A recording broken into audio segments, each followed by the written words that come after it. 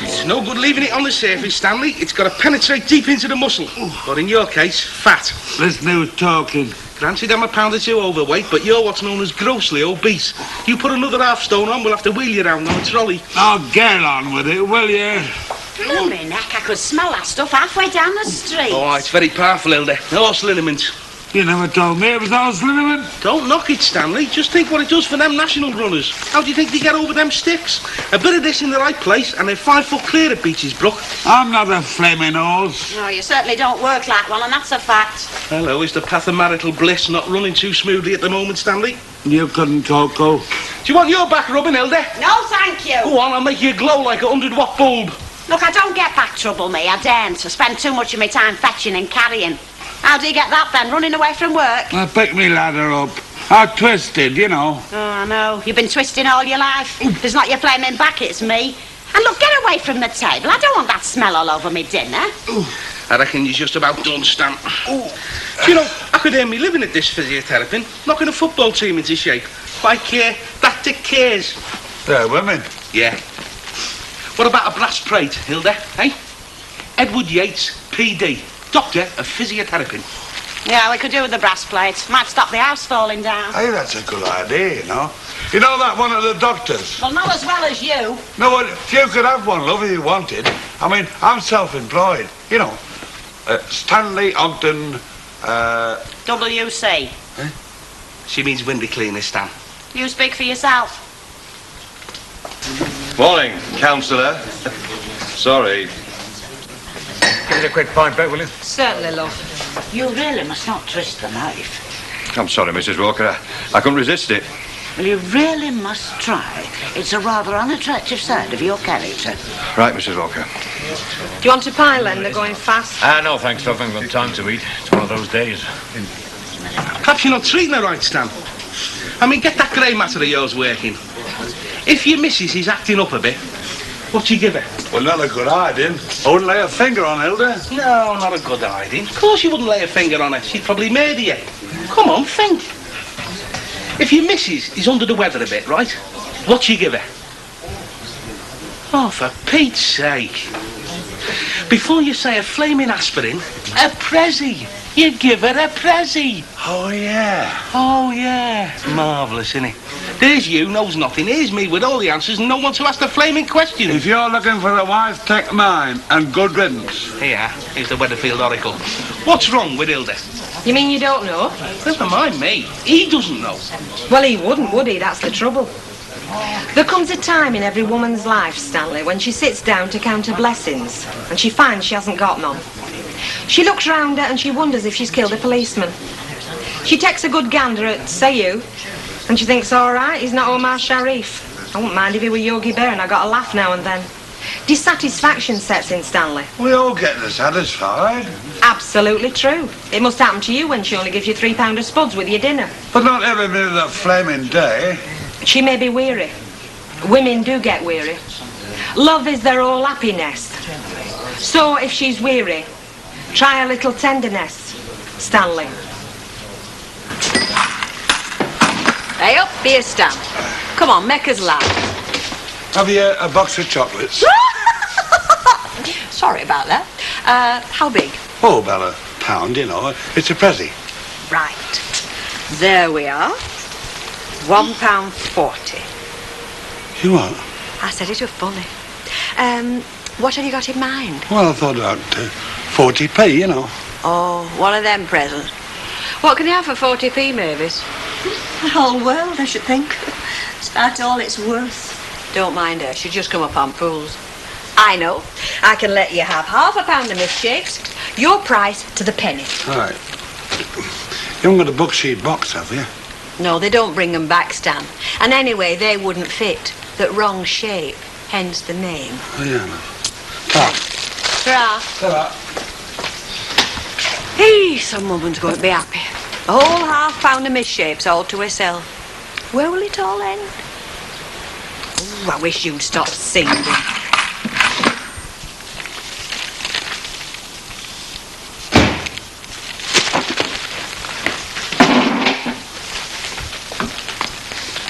Oh, hello, Stan. Get us something at those. Stanley, you're learning. Now we need a note. Eh? Oh. There we are. Let's make it mysterious, you know. Let's see. Guess who? There you are.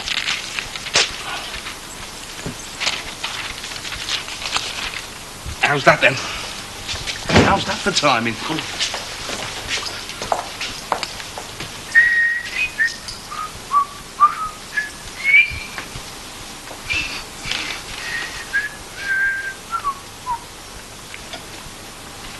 You're probably wondering how them got there, Hilda.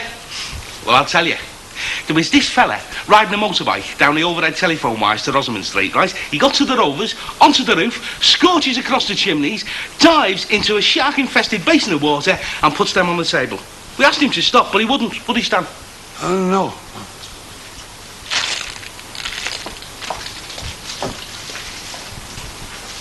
Do you know what we've done, Stanley? We have touched a raw nerve. Look, you know what they say? If you don't want the goods, don't maul them. I'm just avoiding the marzipan, Hilda. I can't be doing with marzipan. That's something else they say. Beggars can't be choosers. You're having a go at me, aren't you, Hilda? No, I'll just have this one. There's no like treating yourself once in a while, is there? Oh, I didn't buy these. A so-called sweetener from my loving husband. Buy out, misshaped. How romantic can you get? Yeah. You want to watch him, though, Hilda?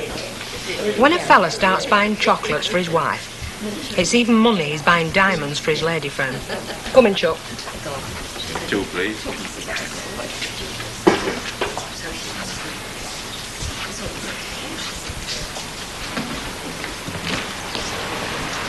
Hey, you, come here. Hello, Chuck. What are you drinking? I'm not drinking, I'm eating chocolates. And they're turning to worms and gallstones in my mouth. You are? Ah, well, you wouldn't know, would you, seeing as it's biblical? I suppose you've forgotten your 10 Commandments and all. Who is it you're coveting this time?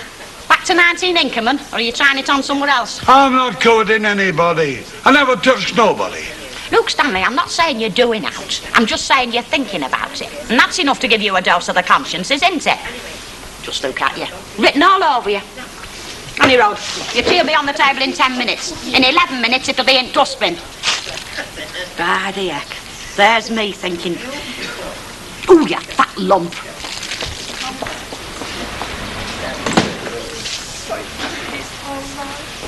Been having a friendly chat, Stanley? Have you been talking to her? I have had that pleasure. I might have known it'd be you put it into her head I was going with other women. Stanley, would I do a thing like that? Come here. It's not that she doesn't trust you. She just wants you to take stock of yourself. It's a bit embarrassing, this, but... Well, with Hilda being you're not your best friend exactly. Personal hygiene. Here, be my guest. There you devil. I'm only trying to help, Stanley. Look, I can't eat with you looking like that. How'd you expect me to look? I've never been near another woman. I've donkey's years. I've thought about them, mind you. Comparing them to you, like. And they're all wanting, I'll tell you. I mean, they do come home, don't they? Not like some blokes, you know. Come on, give us a kiss. Come on. You charm the birds out the trees, you. I'll come to the nest then. Hey, Stan. You know, you shouldn't get me thinking things like this, Chuck. I mean, it's... Where have you been to smell like this? Like what? On it. Has been for hours. Not that you've noticed, lying there with your gob open like an extinct volcano or something. I never slept a wink. Snoring like a pig. Oh, my back's killing me. Yeah, comes a lying on it too much, does that, you know. Bound to wear it out. Where's my breakfast? There's bread in the bin, water in the kettle, and matches by the gas stove. When are you going to cook something? I might have done half an hour since. I couldn't hurt a bacon and a couple of runny eggs. Yeah, well, it's your unlucky day then, isn't it? Because I've got a job to go to. Don't be like that, Hilda. What do you expect? Look, how many times I had to tell you I wasn't with any other woman. I got that scent from Bet Lynch. Yeah, well, she's not particular who she goes with neither, is she? I mean, if she go with the likes of you, she'd go with anybody. If I'm going to do a day's work, I want something on my stomach. You've got something on your stomach, Stanley. About 2 stone of unwanted flesh. Now, if you want to put some more on it, you better get your fancy woman round here to cook it for you, because I'm off. Morning. That's what I like to hear. The merry badinage of a couple of lovebirds over the breakfast table. Can't you flaming well knock? I did knock, you just didn't hear me because of your merry badinage. Good word, that, isn't it? Badinage. Must look it up sometime, find out what it means. Probably some sort of sticky tag. Buy her a present, he says. That'll put things right, he says. It's made 100% worse. She's still taking lumps out of you, Stan. She thinks I'm playing away. Oh, it's ridiculous, isn't it? I mean, one look at you, you know you'd never play away. I've had more women than you've had on dinners. Oh, yeah. Yeah, I saw the film. What was it now? Adventures of an Aging Window Cleaner. Well, what do you want, apart from a thump? Well, a toasted butty and a cup of tea wouldn't go amiss. The cabin's down the road. This is not a transport caff. You're not in a very good humour this morning, are you, Stanley? Why should I be? I don't mind being hung for a thing I've done. I don't like it when I'm not guilty. I was with you, wasn't I? When Bet Lynch did you with the scent. You weren't. No, don't split hairs. Look, I'm what's known as a material witness, aren't I? You mean you could tell her? I could, yeah. And you're my mate, aren't you? Exactly. Now, what was it you were saying about the toasted butty and a cup of tea?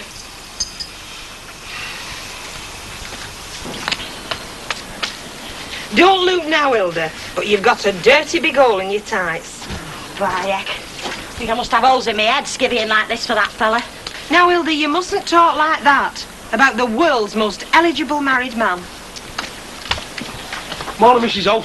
What do you want? Just a word. What about? About your ever-loving husband. I've nothing to say about him. You're doing him a big injustice, you know. That what he sent you to tell me? You're putting that poor lad through the eye of a needle, and for no good reason. He's telling you the truth. Look, it was Bet Lynch that dosed him with that scent. For a joke, you know. I was right here when it happened, right here at this bar. You don't believe me, do you? Oh, I believe you were at the bar, yeah. Because let's face it, you're never anywhere else. Except when you're down the dole collecting us taxpayers' good money. But as for the rest, now why should I believe you? You're a bigger liar as he is. You've got a very suspicious nature, you have, Hilda. No. No, I'm just permanently embittered by years of experience with that one. You're early, even for you. You know what you are, don't you? You're a home wrecker, that's what you are. Which particular home am I wrecking at present? Stan and Hilda's. She's got it stuck in her head that Stan has got some fancy piece tucked away somewhere. Well, if it does now, else it'll bring a bit of excitement into their lives, won't it? What are you doing in here? We're not open for hours yet. Oh, just having a quick word with Mrs. Ogden, Mrs. Walker. Well, have it later on. She's half an hour behind as it is. Sorry, Mrs. Walker. Cup of coffee on the table for you, Bet. Right, Mrs. Walker. Hey, I want a word with you, madam. Oh, yes, Hilda, love. Now, just what were you up to with my husband last night? What exactly did he say we got up to? Well, he reckons you squirted some of your cheap rotten scent on him. He said that, did he? They'll say out, won't they, fellas? They're a bit like rats that way when they're cornered. Are you saying you didn't squirt scent on him? Hilda, I am a friend of Stan's. If it's going to help him to say that I squirted scent on him, then I squirted scent on him. If you ask me, there's a lot more to this than meets the eye. There usually is, Hilda. And you know what they say? It's always the poor wife that's the last to find out.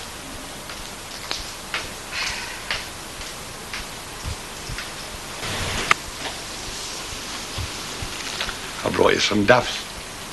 Whose grave did you nick them off? I bet it was nobody as mattered. Have you talked to Eddie? Yeah. Has he told you the truth? He wouldn't know the truth if he fell over it and broke his ankle. Well, if you doubt him, ask Bet Lynch. I already have. And? She knows nought about no scent spray. She's flaming well lying. Yeah, well, so's Eddie Yates for all I know.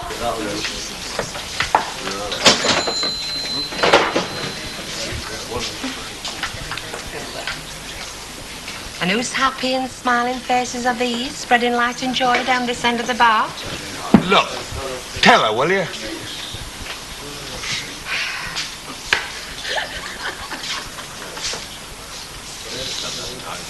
Recognise anything, Hilda, love? So what does that prove? Eh? Well, it doesn't prove nothing. She's not the only Aussie what wears that look, you know. It's tuppence a bucket full, isn't it? Anywhere. You can't win 'em all, Stanley. Still, you don't win any, do you? You can't blame Rena and Al for wanting to be on their own, but it is quite obvious that Bet doesn't intend to budge. But you can't blame her either. I mean, it's cheap and convenient. She has been pushed around from pillar to post this last couple of years.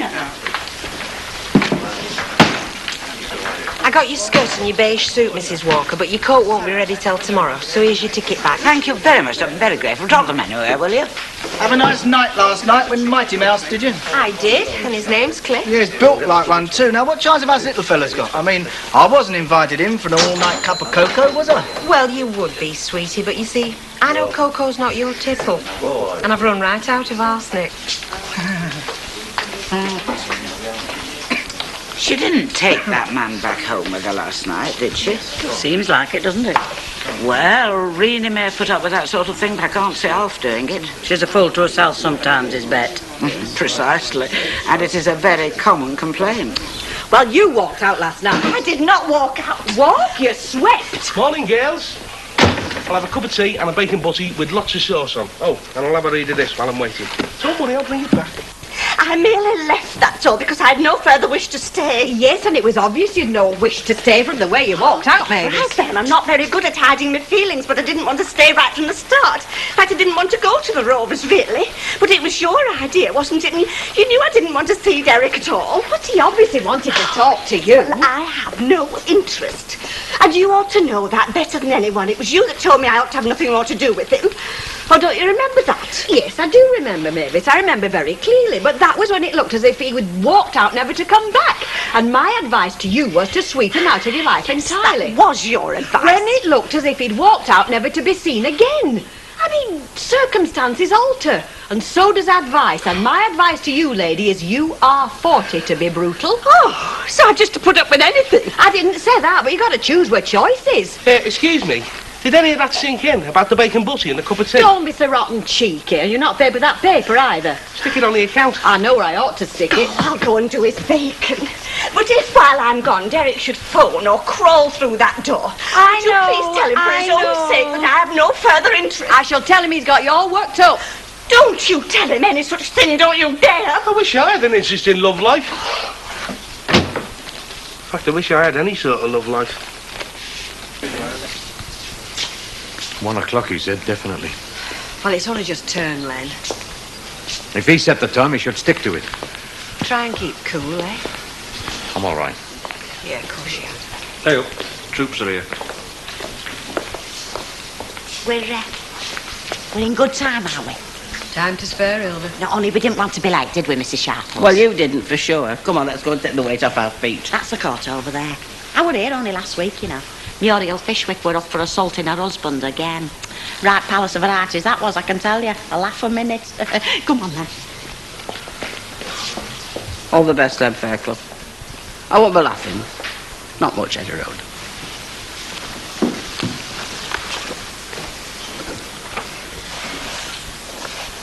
Leonard Fairclough,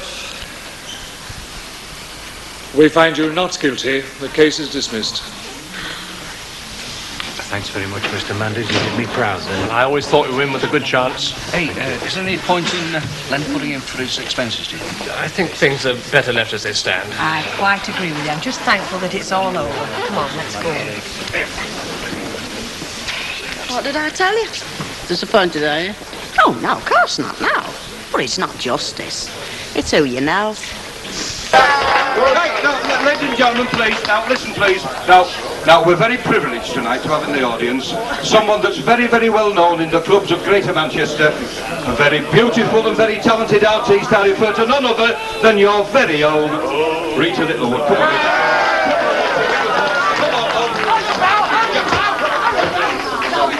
Rita. No, don't push the lady, don't push the lady. Now, the last time I was in Las Vegas, Frank Sinatra asked me to do it then, and I said exactly the same as the lady, but not tonight. Oh, we ain't got chickens in our backyard, we feed them on Indian corn. Some lay bricks and some laid on the door. How's your father? How's your father? Up the leg of your drawers. How's your father? How's your father? Up the leg of your drawers. Oh, we've got chickens in our backyard. We feed them on Indian raw. Some lay eggs and some... How are you diddling, Cuddles? Short of halves, Fred. I'll push you some through. That was a fantastic plate of hot dog, that present. Fantastic third plate of hot, what you mean? Yeah, how about making it a magnificent fourth? You're joking, aren't you? Listen, I'm a growing lad. I sincerely hope not. Your skin will give it seams. I'd sooner keep him for a week than a fortnight. That's why they chucked him out of prison, you know. They couldn't afford to keep him. Listen, they chucked me out of prison because I was innocent. There's a lot of innocent lads in Bolton. Yeah, a lot of guilty ones outside.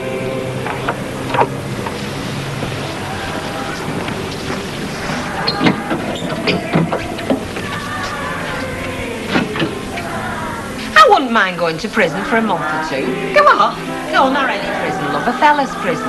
Let's face it, Chuck, they can't get out. They would if you were in with them. Thank you. You meet a nice class of geezer in prison, you know. Educated, you know. Why did they get inside if they're educated? Well, because of... I didn't say they were educated before they went in. Now, don't catch me out. No, it's after, you see, because at night all they got to do is read books. Well, we're not getting out much, you know. Hey, you carrying that trade on for effect? Not forgetting our Cocoa, they're giving me gypped in there. Why not, love? Would you believe 17 pints of bitter? After tonight, I believe out. Hey, don't knock it. It's been a great night. Good food, good beer, and good company. The absent Mrs. Walker will be proud of you, lot. She found something to complain about. No danger. So flipping through. All right, sunshine, I'll get you home, don't worry.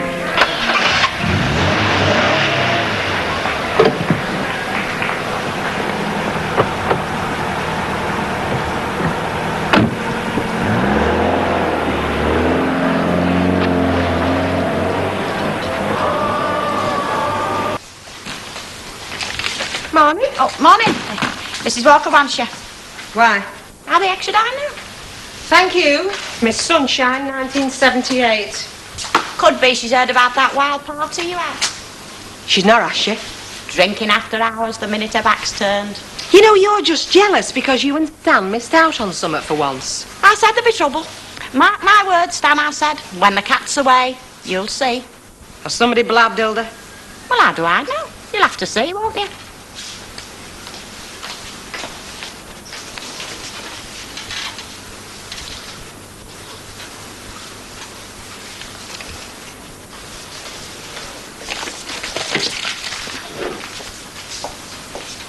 What did you want?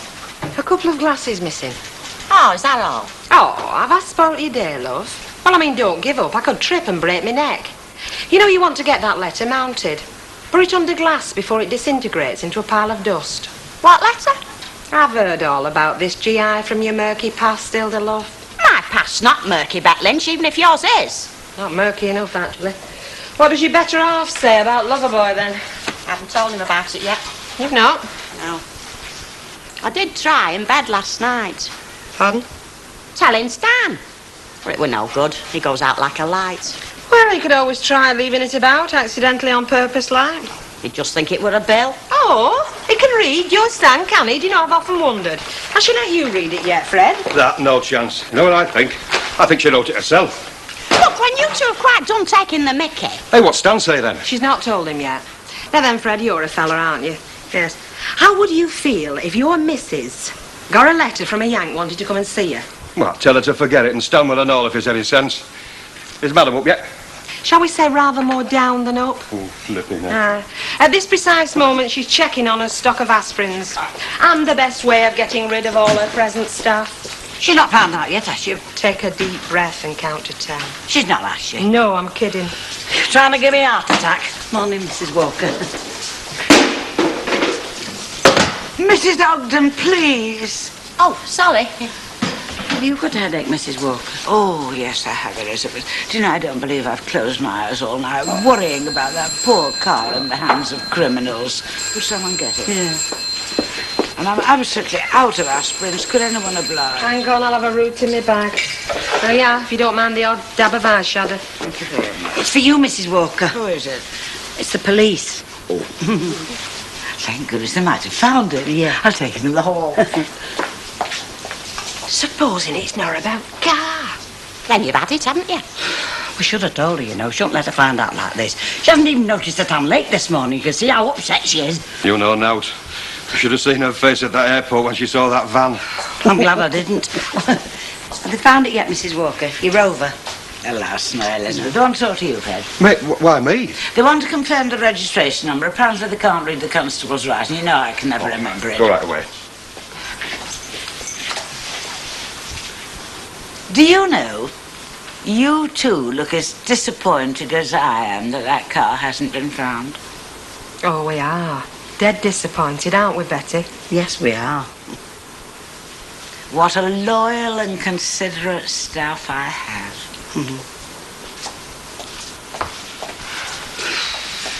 Loyal staff. Phew. Hey, Chuck, I got you an extra fit. Oh, Watch it, I'm all on the table. yeah. You can manage them, can't you? Oh, yeah, no danger. Of course you can. Now, hang on. What about yours? Oh, I have mine. You get stuck in. All right, are they? Oh, smashing. Smashing. There you are. How about that, then? Oh, touch up. Keep you going till tea time, will that? But not my birthday till next week, you know. Oh, you daft ape. I know when your birthday is.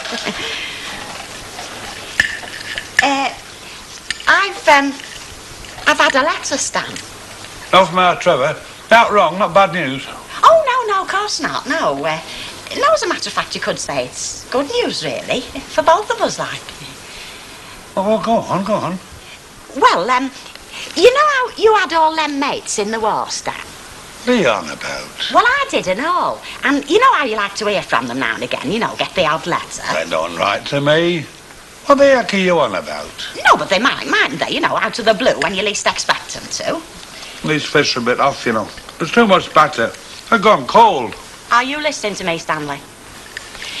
This letter is from one of mine. One of your what? Mates from the war. Ah, what's her name? Well, it's not a her, Stan. It's a him. Somebody I met, like. A fella, you mean? Yeah, you remember me telling you about Daisy Shaw and Molly Lancaster? A fella? And on his days off, we used to go to these dances together. Written to you? Yeah, well, we met this, I met this G.I. A flaming yank? Yeah. What's he render you for? Well, he wants to come and see us, Chuck. Us? You mean you, don't you? Yeah, well, me principally, but you and all, because you'll be here as well, won't you? Well, he's not coming here. How do you know where to write to you? Unless you've been keeping in touch. Oh, look, if you'll just shut up a minute. Now, see, it's addressed to Miss Hilda Crabtree. And he sent it to the last address he knew. It's been posted on, it's been all over the place. He's not coming here. He's, staying at this hotel in Stratford, and he wants me to ring him. Well, it can't do no harm, can it? Just to ring him. Stan? What for? Well, he's asked me. There's no point, is there? I mean, there's just no point after all this time. No. Not much, I suppose. It's nice writing, isn't it? Oh, that's mine where I put the phone number. Quite forceful. Yeah, masterful. We were and all. But nice with it. Do you know, they were smashing them days when you come to think about it. Not a care in the world I hadn't. Oh, food rationing, clothing coupons and blackouts. Oh, I think I'd rather have things as they are today, Hilda. Oh, they were happy times in a strange sort of way, though, weren't they, Hilda? Oh, I'll say, yeah. Well, what does he look like, this Mr. Curtis? Can you remember? Well, we shall soon see for ourselves, shan't we? I'm not so sure you will. Why not, Hilda? Well, Stan's dead against him coming, that's why not. Oh, but at least you'll phone him. Well, what's the point? It can be a mistake, you know. People can change so much. Sometimes it's better to let things rest. Oh, I don't know. I reckon it's worth a go. What do you think? What? This old-time boyfriend of Hilda's, he wants her to phone him. Why not? He's at this hotel in Stratford and I've got the number here. Well, what are you waiting for? Stan says no. What's he got to do with him? I've not let my husband dictate to me. Oh, wait till you get married, you might change your tune. Do you know, he'll be sitting there as an hotel room, having palpitations every time the phone rings. Come on, give it here. What? Come on, the letter, give it here. Do as the lady says, Hilda. Oh, no, here, come on, hang on, really. Oh, no, you can't, don't be daft. It's you that's daft. Yeah, but what'll I say? How about long time no see? It's quite exciting, isn't it? Well, I think I feel sick. There we are. It's ringing. Heck. Hello? Yes. Yes, I think you've got a Mr. Ralph Curtis staying there. Curtis, yes, that's right. Oh, thank you very much. They're pulling me through to his room. Hello? It's me, Hilda Crabtree. Yes. Oh, have you? Well, I've only just got your letter. Yes, somebody posted it on. So do you, just the same. Tomorrow? Oh, well, look, no, I wouldn't want you to come out of your way. Oh. Right, have you got a pencil? Yes, well, it's 13 Coronation Street, Weatherfield. Weatherfield, it's near Manchester. Yes.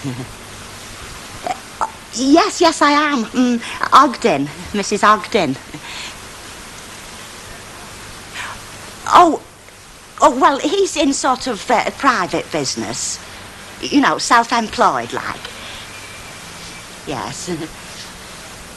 Oh, yes, he's looking forward to it, meeting you. All right. Yes, I'll see you tomorrow, then. Bye. Oh, my legs have gone all funny. What does he sound like? Well, you know, sort of just the same, only different. Hey, he's coming tomorrow.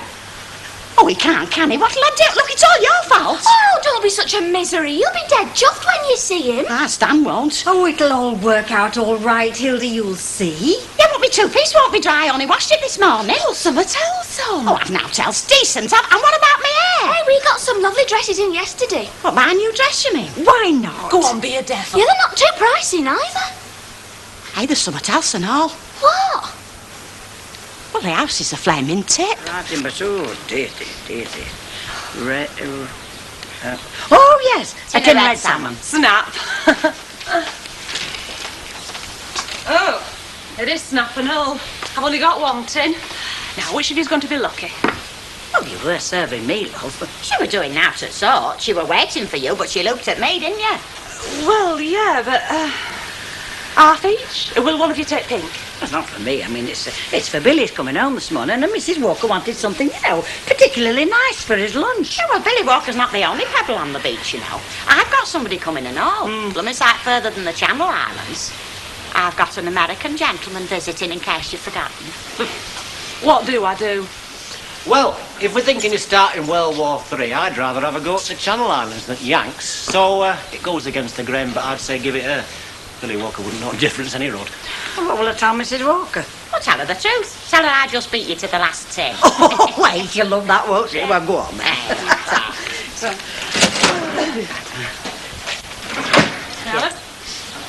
Hey, you're coming it a bit, aren't you? It's only 76 in supermarket. Shall I take it back? Bloody heck. Well, he's worth it, isn't he, Hilda? Think of all them magical moments down there, Aid Shelter. Oh, I could tell you a thing or two. Go on, then. Yeah, go on. Never you mind. I wouldn't even if I wanted to, because I'm having my hair done at 11:30. It's never too late, Hilda. You play your cards right, push your Stan off his ladder, you could be the last of the GI brides. Many a true word spoken jest. Can you imagine Hilda's a GI bride? That would start World War III.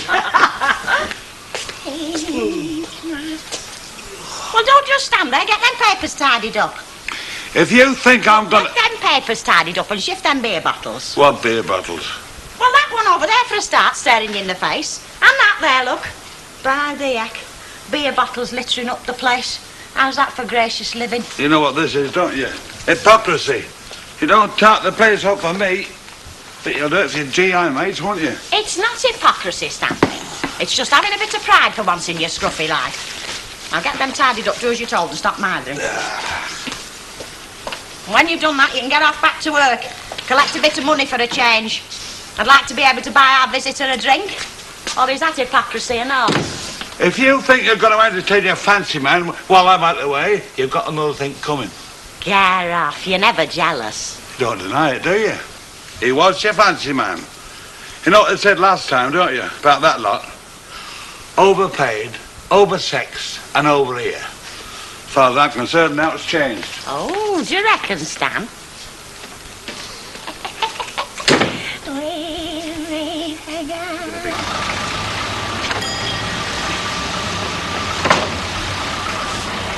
Hello, Hilda. Waiting for your friend? Oh, no, just taking the air. Very nice.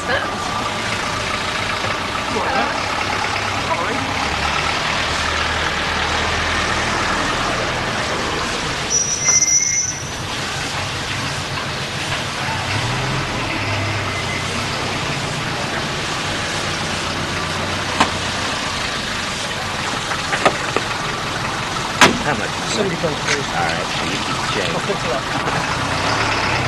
Hilda? Hello, Ralph.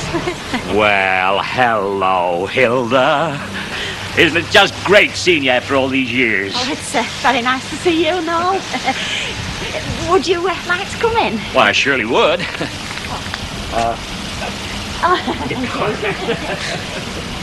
Was that Hilda's yank? Yeah, we know like pictures. Stanley, visitor. Coming! He won't be a moment. Do make yourself at home. Oh, Oh. thank you, Hilda. Oh, well. Well, here I am. Yes. After all these years. Yes. Mm.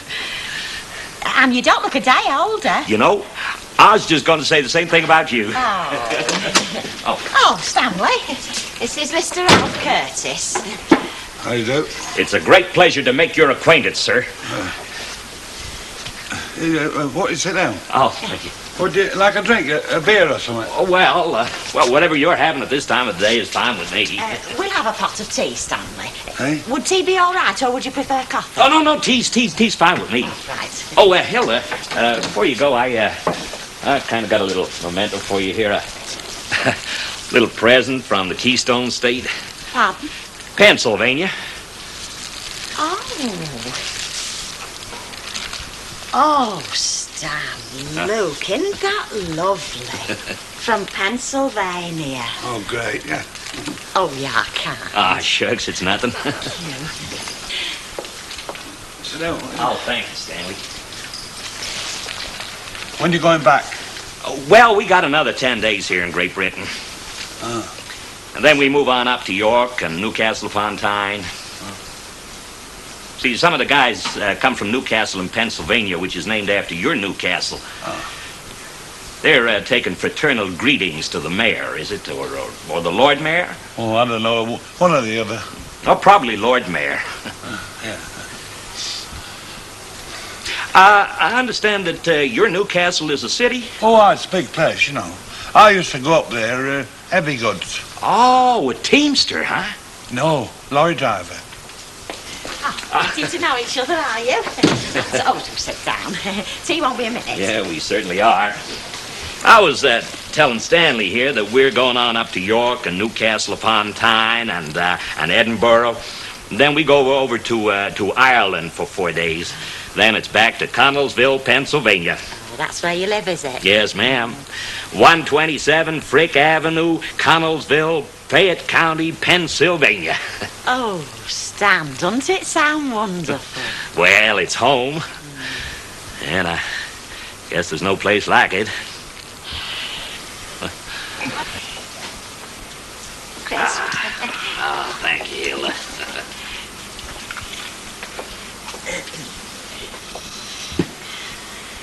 That sure is good. Man could get to like this. You'll have to stay. Well, I'd like to. But I got a seam of first-class coal waiting for me back home. You'll have heard of Connellsville Coke and Coal? No. Oh, well, I think I have. Just about the best damn coke and coal in the whole wide world. And it's mine right there in my home county. You've been on strike, haven't you? Yes, sir, we certainly have. Good for you. Well, I wasn't too happy about it, you know. There was a lot of shootings. Some of the boys got a little trigger happy. Oh, on both sides, mind you. I ain't blaming anybody. But some good things come out of it, too. Coachload of automotive workers from Detroit came right down to our district, and they bought just about everything. Food, candy for the kids, cash, you name it, they brought it. Good for them.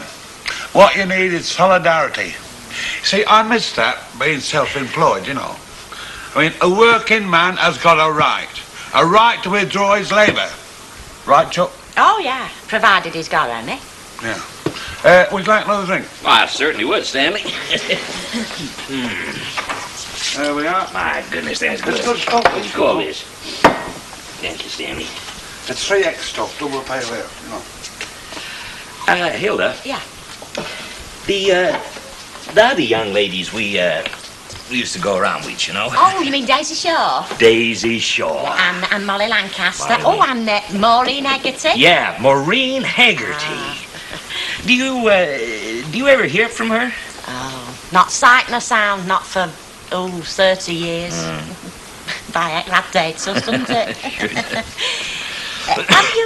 Have you got any photos of your family? Well, I most certainly have. I didn't want to be a flat tire, or I would have brought them out before.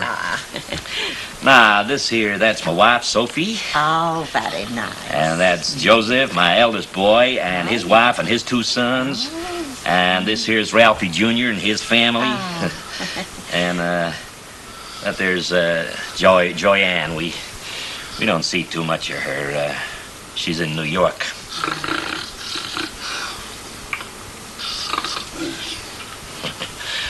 Well, it's been a long day.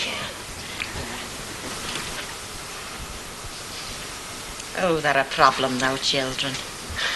Makes you wonder what you did. Yeah, it sure does. Now, that is one very pretty young lady. We never hear from her. Yeah, like Joyanne. Yeah, you're right. Sure does make you wonder what you did. Who's that? I won't be a minute. Oh, Mr. Doctor. You know, my Sophie's always bawling me out about that. Says I can catnap any time of the day or night, and it's usually when folks is visiting. They just don't understand what a hard day's work can do to a man. And that's a fact. Happy birthday, Stanley. Well, not till tomorrow. It is tomorrow. 2 minutes past 12, time to celebrate. I've had a windfall on the dogs. How do you do, Ralph? Eddie Yates, good friend of the family. I'm very pleased to know you, sir. Well, come on, get some more glasses, Hilda. We don't want to drink out the bottles in front of our transatlantic friends, do we? Hey, that's a bit of all right. But a few berries at the pub tomorrow when it's my real birthday. You mean today? No, dinner time, you know. You can come, can you? You're not going straight away. Well, Right, yeah. that's on. Ralph's coming back tomorrow, love. Have a few drinks on my birthday. Oh, that'll be nice. We've got a lot more old times to talk about yet, haven't we? Sure have. I got a lot I want to hear about you and about the girls and about Maureen. Yeah, and Mervyn and Chuck. Oh, and Joe, the Polish one. Heck yeah. Joe Sheminsky. That's him, yeah. Wonder what happened to... Well, what do you know? The Ritz Ballroom. Yeah. Whitworth Street, right? That's it, still there. You don't say. The Ritz, huh? Hey, Hilda, you want to dance? Oh, do you think we should? Why not? I can do it. Oh, you mean jitterbug like? Try, Come like on, we let's used to. try. All right.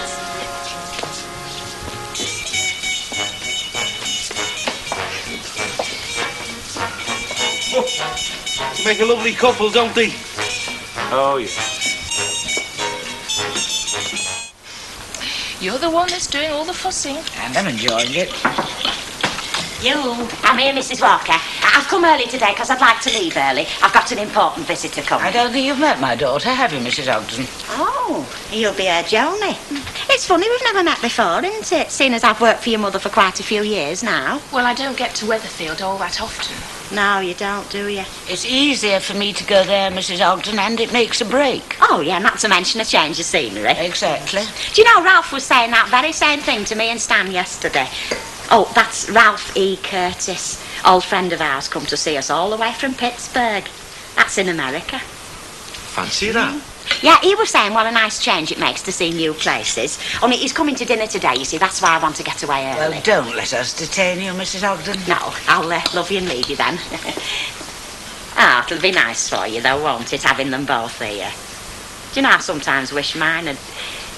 Oh, well, we mustn't grumble. We'll not be on his own today, not with Ralph coming to help to celebrate Stan's birthday. Poor guy. He comes here for holiday to see the sights of Merry England, and he finishes up with the Oggies. How do they come to have friends in America? Oh, they haven't. He's an old acquaintance of Mrs. Ogden's. Apparently, Elsie Tanner wasn't the only one to hang around Burton Wood. I don't use Poncy aftershave. You do today. Oh, now go on, Stan. I bought it special. Ralph will be here in a minute. Oh, it's for his benefit, is it? It's not to do with him. It's for me. Well, you ought to be using embrocation after last night. Well, what did I do? Bobbing up and down round them like you were. We was only dancing. Oh, is that what they call it? Oh, you could never even do a flipping foxtrot, let alone jitterbug. Now, Ralph always had a sense of rhythm, and he's not lost it. The morning can say for his teeth. How about Dan on his own? Hey, now, that'll be him.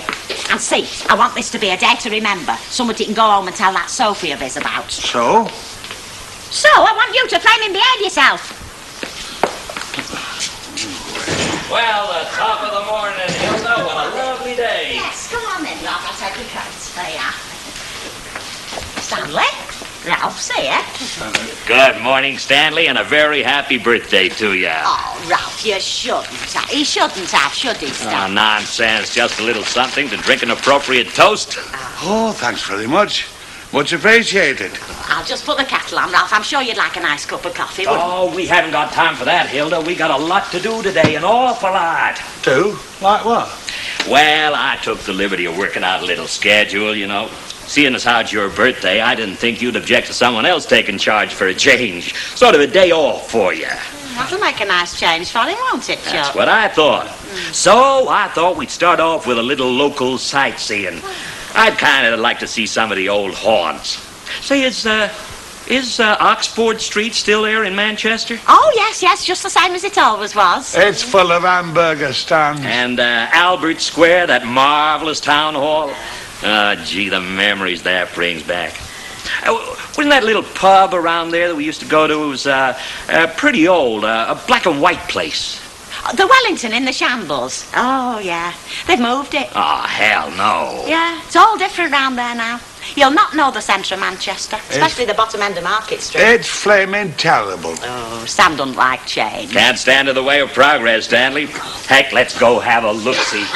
I'll bet there's a whole lot of places just the same as they were in 1943, right, Hilda? Well, there's bound to be one or two. I'll just get my coat. And then I thought we'd have a little lunch. And then afterwards, maybe grab a cab and go on out Cheshire way. A taxi? All that way? All on me, Stan. I'd kind of like to go over to Warrington, have a look at the old camp. Yeah, I think I'd best put my comfy shoes on. Doesn't she look terrific? It's truly amazing. You know, she was a very pretty girl. Very pretty. You, Stanley, are one very lucky man. You think so?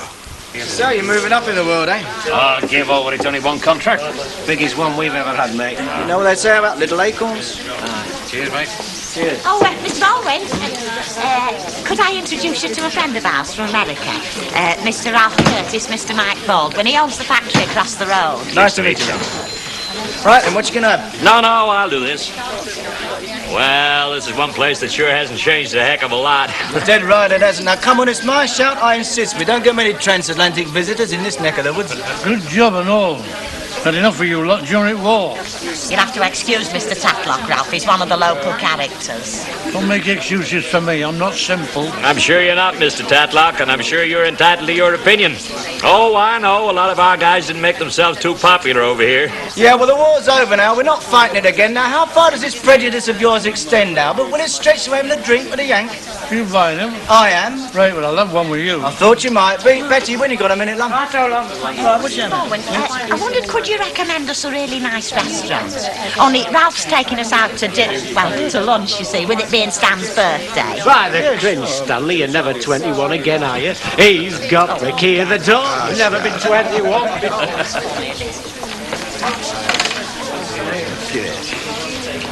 Typical English thing.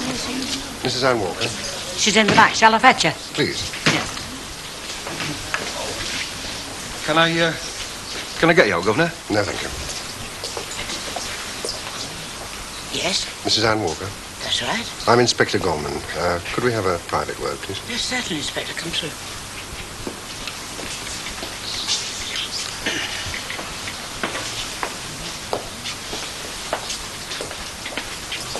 What the hell does he want? Search me.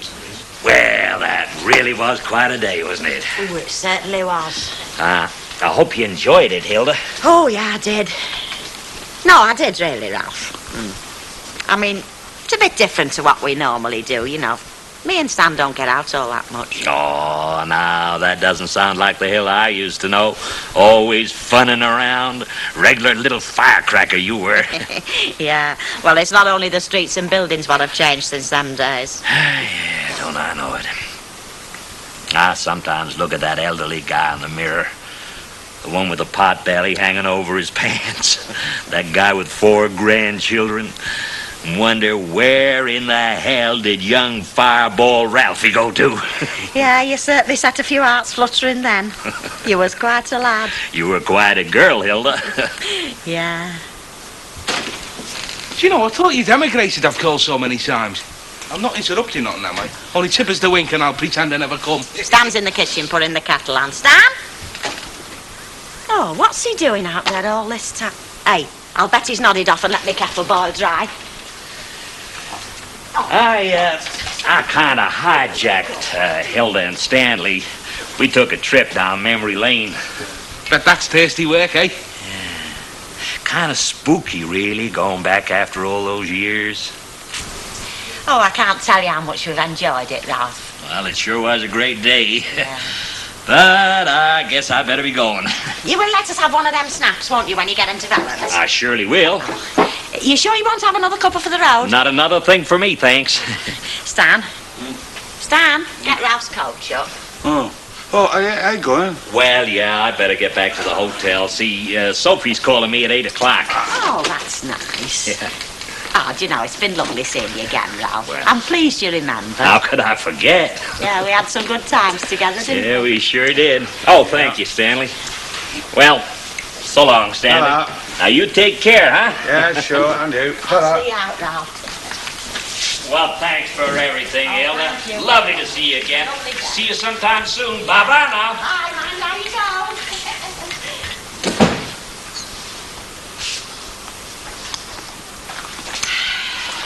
Well, it's a good job he married me and not him. You reckon? Charging all over the place, dashing here, dashing there. He'd have worn you out in 5 years. No danger of that with you, is there?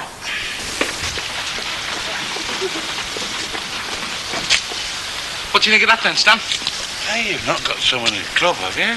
We'll have a bit less of the wit in the repartee. That is a winning machine, that. There's not all there. What do you expect? It earlier gears. It's a stripped-down racing model, isn't it? Where'd you get it? Out the cut. Hey, the wheel's buckled. It's dropping off. It only needs tuning up. Will you stop kicking it? Pram race. I thought you got more flipping sense. It's free ale, Stan. It is? Oh, yeah, you go round all the pubs and you sink a pint in every stop. Who pays? Well, the brewery are paying for the prize. It's charity, isn't it? That's charity, all right, eh? Free ale. Competitors only. Put me down. I'm favourite. Pint, please. That there visit of mine, I'm going to put on the transfer list. Why's that, Stan? So no night about it. I don't want to know nout. Well, you got to talk to me nicely. I did. What did I get? Bad language, that's all. Free beer going, the missus can't be bothered to put you around pubs. Well, she's a very hard woman, Stanley. You got anybody in your colours? Well, Ken said he's going to fetch me up. But I've been looking at bet there. I mean, for sheer brute force, you can't whack that, can you? Built for power, all right. Hey, back of the queue, you. Well, you said Ken had fixed you up. On your bike. You didn't want to know about it till I told you about the ale. How are you trying to come through on the rails? Well, I'm only asking, eh? No, you're not. I am. Bet, have you got a minute, love? Come on, lads, what is it? How do you feel about pushing a pram? Oh, great. You what? You and me together, you know, we're a good team. Look, do you want a drink or don't you? We could do it if you join me. Not very much. I'll have a gin and tonic. Hey? I've only got a moment. Well, come on in anyway. Hey, Suze, look what the stork brought you. Mother. Are you going to do it then? Well, Ken Barlow kept hitting me till I said yes. Oh, now, if you're not keen, I'm going to enter this prom race to win it. Have we got to practice? Well, just a bit, just to get the hang of it. Shall I slip out while you discuss tactics? Well, the way I see it, we've got one big drawback. Yeah, I know what you're going to say. Well, I'm not a big beer drinker. I mean, I haven't got the, Oh, I thought you were going to mention the other big handicap. What's that? No pram. Well, that's definitely a handicap. There must be loads of old prams. Yeah, but where? Anybody home? Who is it? It's the Demon Perambulator. It's Eddie Yates and you can buzz off. Northern Hospitality, innit? What do you want? I am here to find a woman who's going to be the driving force in my life. This little girl here. You what? It's you and me, kid. Ken Barlow said we'll walk it. You what? You said you were dead keen. He can go boil his head. I'm not pushing you. Do you detect a distinct lack of team spirit? You think that I'm a little bit over the racing weight, don't you? Definitely the fuller figure. That is very deceptive. Oh, it is, Gail. I mean, he's entirely hollow from the neck up. Take no notice of her. She's just trying to psych us out. Eddie, they've never made a pram big enough. Yes, they have. It's outside. It's a Grand Prix job. It's got wheels and everything. It's outside. In all its glory. Hey, Steve, come on. Hey! Hey, come back, you two. It's got secret modifications on that.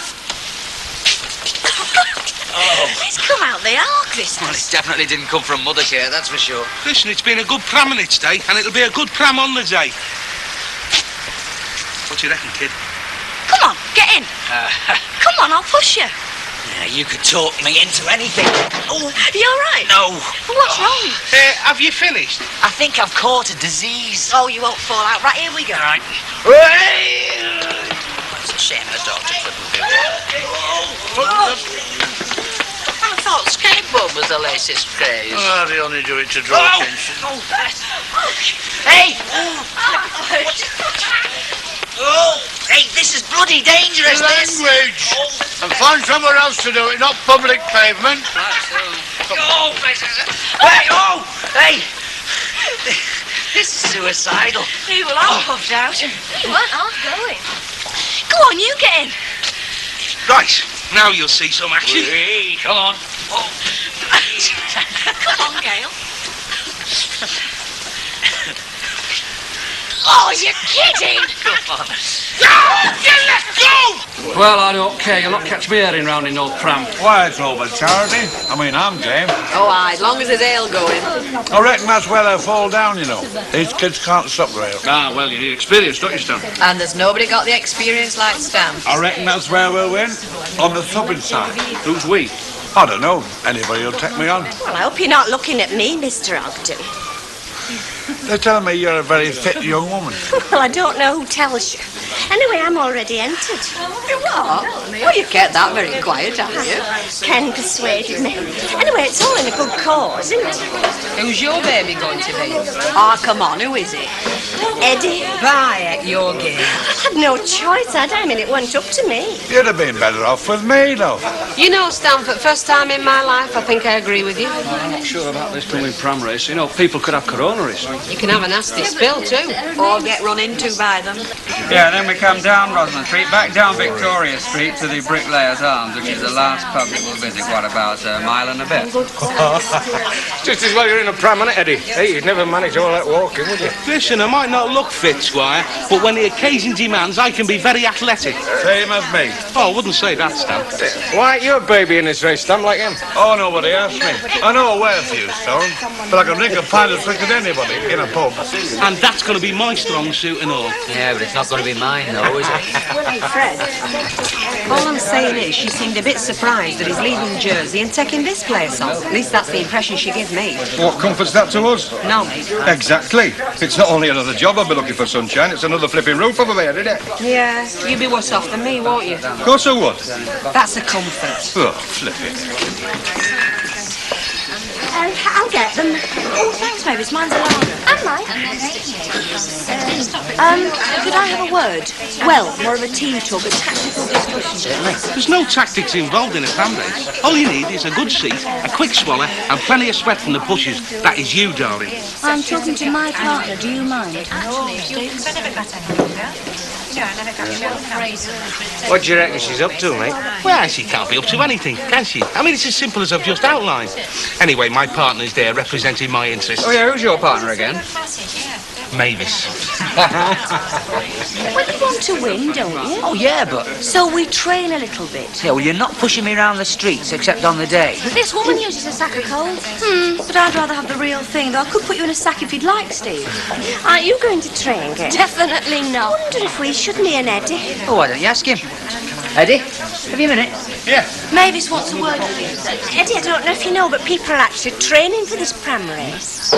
Like who? Like me and Steve. And there's a woman from the Flying Horse out every morning pushing merrily away. Is that right? It is actually. Well, there is a barrel of ale at stake, isn't it? Exactly. Right, 7 o'clock on the red wreck. Tuck your frock in your knickers. Didn't mean that, did he? Probably. Well, it looks like you're going to be the odd one out, doesn't it, Potter, still? If you don't mind making a fool of yourself coming in last, not to mention your partner, Fred. Fred, What? about this pram race. Oh, yeah?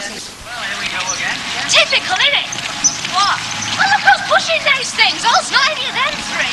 Well, I suppose they feel a bit silly pushing a pram through the streets. After all, it is woman's work. Not to have any first-hand experience. Oh, it's not true what they say, then? That you had this child by the pork butcher, but you kept the scandal all to yourself and it would have ruined his career. I don't think that's very funny. Quite good for her, actually. Right, it's time we got loaded up. What? Get in. Now, look, we are staying on here, aren't we? I mean, we're not pushing me around the streets till Monday. I promise, I promise. All right, here we go. Right. Oh! Right, 3 times round the wreck. Right? Charge! Right, Fred. Take it steady now. Listen, I'm having third thoughts about this, Mavis. Why? Well, why not? Well, we can't. Why not? Well, I mean, we just can't. Nobody's going to call me a spoil sport. Come on, get in. I'll pay you a £5 we finish before you on Friday, Fred. Right. You're right. Go on. Oh, give us 2 pints, Bet. You don't look at all well, Fred. No. Billy's not taking rovers on. Oh, that right. They do say, don't they? What? The way to forget one trouble is to find another. Can we have them 2 pints, please? Yeah. Well, how'd you get on? I think it's the motion made me feel sick. No wonder babies are throwing up all the time. Where are the ladies? Oh, they're flaked out somewhere. Mind you, they did do all the work. Look, what I'm worried about is who's going to pay for all the ale that we drink en route? Oh, that's free from the various publicans. Oh, well, I feel better already then. Well, go on. Get it over with. Laugh. I think you look very sweet, actually. Do you? It seems to highlight the sensitivity of your face. In fact, you might suit a frock as well. Or even a skirt and blouse, or even a twin set. And you're looking for a punch up the bracket, mate. Oh, give us a kiss instead. You're not such a baby after all, are you? Have you done? I've never done. Oh, hang on. I only need a drop. It's just one wheel, but it's very irritating, you know. They look lovely. Yeah, that's what I said. I think it's the rusks. I mean, it's a packet a day, don't you, love? Who's a bonny lad, then? Just you wait till you've got your clobber on, mate. Listen, I'll look a knockout in mine, son. A knockout. Yeah. Did you find any oil?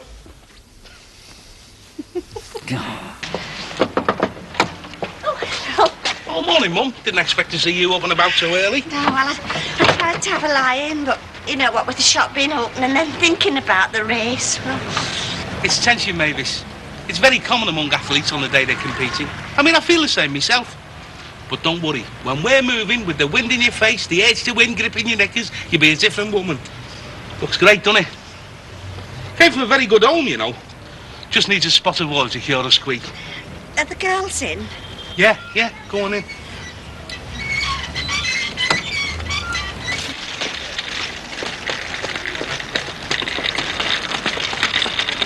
Morning, Mrs. G. Baby all right, is it? You'll be laughing the other side of your face, mate, especially when you see the back of me and Gail going out of sight. Hey, and when you're coughing that fiver, you'll owe me. You've got no chance. Me and Mavis will walk it. Oh, lovely.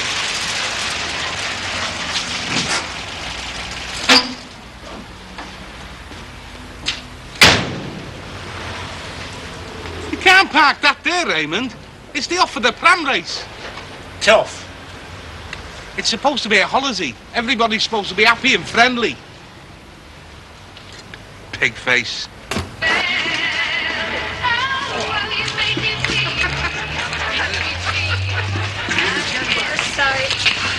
Now, don't forget, Mavis, hold the pram firm till I get in. We don't want any disasters before we start. Well, I'm not very strong, Eddie. It's not a question of strength, it's balance. Same when we're moving. Let the pram do all the work. What about going uphill? Where's uphill? Gradients, then. I can see you're not properly mentally prepared for this race, Mavis. I should have got Tony Buck to have a word with you. I'll do my best. Better than your best, Mavis. Oh, and another thing. You know that Loftus fella in between doing all the practicing? Any chance you get, ram him. That'd be cheating. Exactly. Hey, Yanks, where'd you get that shirt? Rip Van Winkle, where'd you think? Oh, don't look so good. You win by a mile. You were the best match player and the youngest and also the prettiest. Thank you, but I just hope I can go that ale. Oh, it's only 8 pints. A baby could drink 8 pints. Hey, don't forget, Dale. We've got a fiver on this, you know. Yeah, and if we win, I get half. Oh, you've no chance, darling. I wouldn't take that attitude, Fred. I'm pushing. Tell you what, I'll give you a nicker. It's better. Put your bonnet straight. Hey, you're right, kid. Right as ever be. May the best girl win, then. You don't stand much chance, then, do you? Come on, you. While we have got the chance, let's get a bit of practice in. All right, ladies and gentlemen, could I have your attention, please? I think everybody's here, so could the ladies take up their positions, please? Now, Mrs. Bishop will be actually starting the race. Now, you all know the course. From here, the flying horse, the priory, the bricklayers, back here, and then round again. And remember, 1 pint to be drunk at each pub. Anybody failing to drink the required pint or trying to take shortcuts will be disqualified. And we've got stewards out on the course to keep an eye on you. Any questions? No! Right. Okay, over to you, Emily. Right. Ready, steady.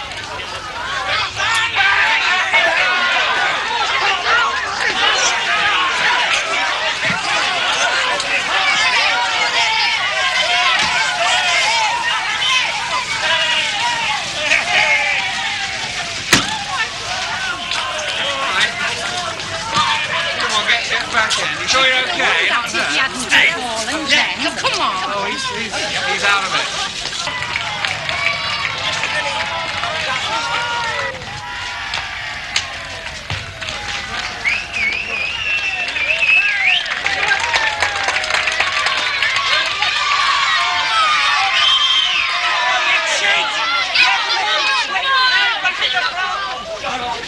I'll give you 10 seconds. You'll be lucky. She's better come into me, old love. There's no danger here. What kept you? He weighs twice as much as Steve. Oh, where's Mavis? Search me. Why did we ever say we'd do this? I'm enjoying myself.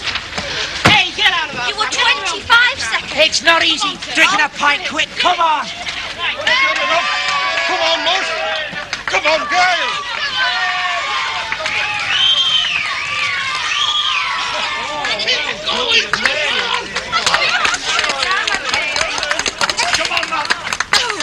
They haven't stopped already, have they? They can't have. They've had a bar snack and a pee as well, mate. There's always a comedian. You're going to have to get a move on, maybe. Is there no sign yet, Mrs. Sharp? No, but I'm not bothered seeing the brewers paying for my drink. Oh, well, in that case, you can make a donation to the Kidney Machine Fund. You're good at this, aren't you? I'm improving. That sounds like them. Come on, Ted. Come on. I'm doing my best, Mrs. Sharp. I want to talk, then, Loftus. Come on. Don't find me some water. Oh, the finish is on the way out. Is that allowed? No, it's not. He's got to drink it in front of the steward. You took a flipping shortcut, you. I did not. You don't change much, Reggie. Hello, my love. I can't stop. You know him, do you?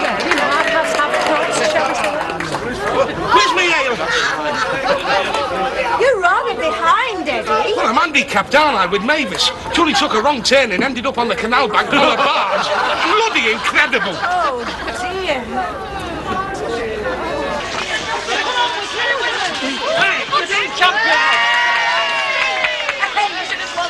Before you start, you do that little joke like you did. Oh, I feel a bit sick. Right, go on. Good luck.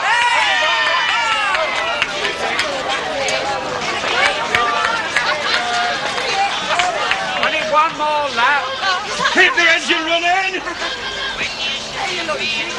My engine! Whose idea were it to have us pushing then? Oh, not mine, honest. Ken Barlow. We've no chance of winning now, though, have we? Of course you have. Anything might happen to those up front, like a buckled wheel. We had 3 of those already. Praying to happen to us. Come on, Fred. Hey, if real babies have to do this, they'd never want to grow up, would they? Oh, come on, lads, wagons ho! Come on, wagons, come on! Come on, push up! You know, if we ever do this again, I think we're going to have difficulty getting volunteers. I don't think Eddie and Mavis have been seen for at least half an hour. Oh, yeah, that figures. I can't go another step, Eddie. I really can't. No wonder you're tired, Mavis, ploughing straight through the middle of the Weatherfield grass band. Well, you got out of control, didn't you? I mean it, Eddie. I shall have a heart attack if I have to push you another yard. Oh, we're going to call it a day. Oh, of course, thanks. Get in. Pardon? Get in, I've got a fiver on this race. It's against the rules. Well, we'll just have to go up the back alleys and hope nobody sees us now. Come on. Right. Oh,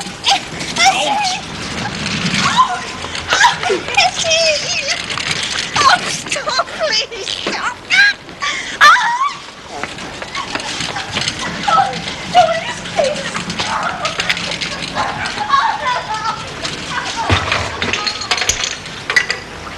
If anybody's interested, the leaders are about to come through the viaduct. Hey, come on, we mustn't miss this. Yeah. Tell him to hang on a minute. I got him. Yeah, come on, Carl. Ah, get down there then,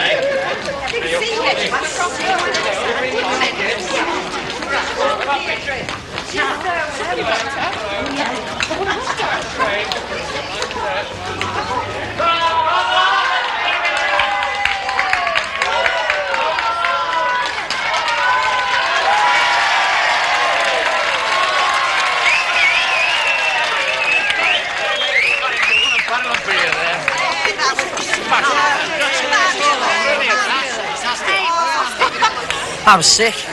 And I think I'm drunk as well. Hey, here comes Potter. Hey, come on there, come on, kid.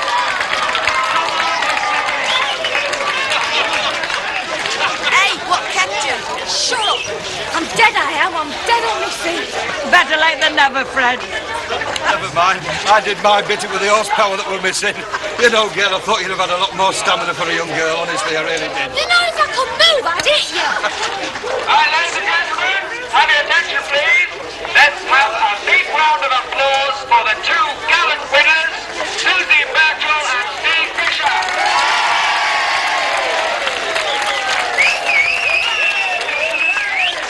Thank you. And another round of applause for the equally gallant runners-up, Frida and Ted Loftus. Thank you. So it would seem, ladies and gentlemen, that the Rovers win the barrel of this. Just 1 second.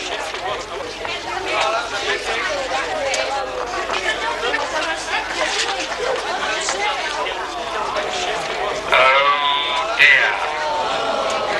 As you know, ladies and gentlemen, stewards were posted at all the pubs to see that the rules were followed. And it seems that one of them, Mrs. Sharples, says that Steve Fisher failed to drink his full pint on his second visit to the Flying Horse. And that, in fact, Susie Birchall drank the last half. Whose side are you on, Ina? The side of fair play then, Fairclough. Exactly. So under the circumstances, I'm afraid I have no option but to disqualify Susie and Steve. So the winners, in fact, are Frida and Ted Loftus.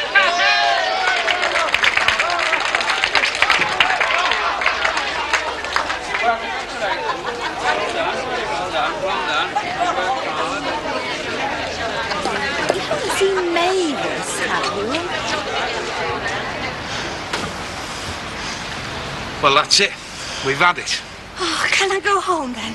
How come it didn't buckle when I was sitting in it? No idea. I only weigh 7.5 stones. You're just a flaming Jonah, that's all. Well, if you say so. Can I go home then? Oh, you might as well. Thank you. And take your flaming pram with you. Eddie! Eddie!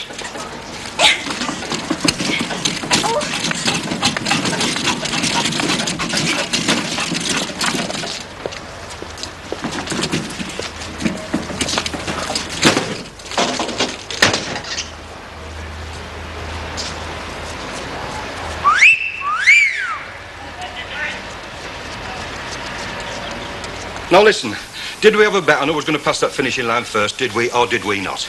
Well, we did, yeah. Right, and was that said bet a fiver or was it not? Yeah, it was. Right, come on then, Yates, cough. Fred, you know as well as I do that certain human beings go through this life never realising their good qualities till they're pointed out to them. I mean, take you, for instance. You ask anyone round here to describe Fred G, and the best you'll come up with is loudmouth yob, but not me. Because I know underneath that loudmouth yob is a thoroughgoing, copper-bottomed, 24-carat gentleman. How can it be 24 carat if it's copper bottom? Shut up, Betty, I'm enjoying this. Yeah. And so you should. I mean, you're nothing like me for a start, are you? Flipping up, not. Of course you're not. Because I'm not a gentleman. I admit it freely. And if I had a friend and I had a bet with him, right, and that friend lost through ill health through no fault of his own, I wouldn't think twice. I'd have my hand out saying, where's the money? But not you. Because you're a gentleman. Right. Nearly right. When it comes to money, I'm a slob. Rest of the time, I'm a gentleman. Fred, look into your heart of hearts and ask yourself, is money that important to you? Yeah. Well, get it off flaming Mavis, then. If it hadn't been for her, we'd have walked it. Halfway up Rosamond Street and she starts. I can't go on.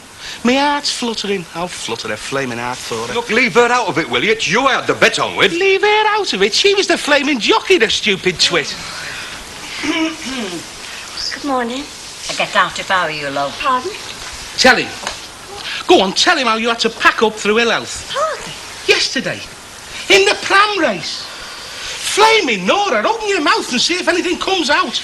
Well, I didn't exactly have to pack it up. It was just that I couldn't run. I mean, you kept telling me to run, but I couldn't. I could have walked. There you go on about ill health, eh? Come on, Yates, cough the fiver. Have I done something to you, Mavis? Have I? I mean, come on, tell me before I... God help me, how do I get involved with such brainless duties? Hey, just watching you. Oh, shut up, thickhead. I'm talking to her. That's it. Come on, out. Hey? Out, you bad. You can't bar me. By the authority vested in me by Mrs. Walker, I can bar anybody I like, right? Right. Right, out. You regret this, you The know. only thing I regret, Yates, is not having done this sooner. Out, you bad. I won't forget, you know. Out.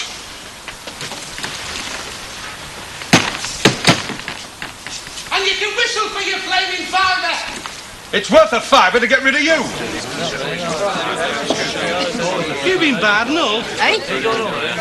Nothing, I'm just making conversation. What are you doing here? I'm off them for the prize giving, haven't I? You know, the pram race. I thought they'd been a lot more of our crowd here by now. Could be that nobody knows about it. Everybody knew.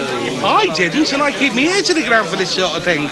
Is there free air? Yes, there's a barrel of it over there. Ladies and gentlemen, can I have your attention, please? Can I have a bit of order, please? Order. For a moment. Thank you. Thank you.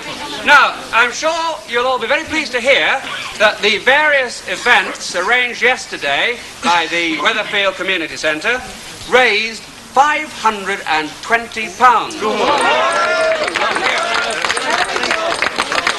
£50 of which was donated by Newton and Ridley's, who also presented a very welcome prize to the winning pub, which, as you all know, was the Flying Horse. Good. And who better to present the prize than Miss Newton and Ridley herself? Who's won here, then? Come on, get it off!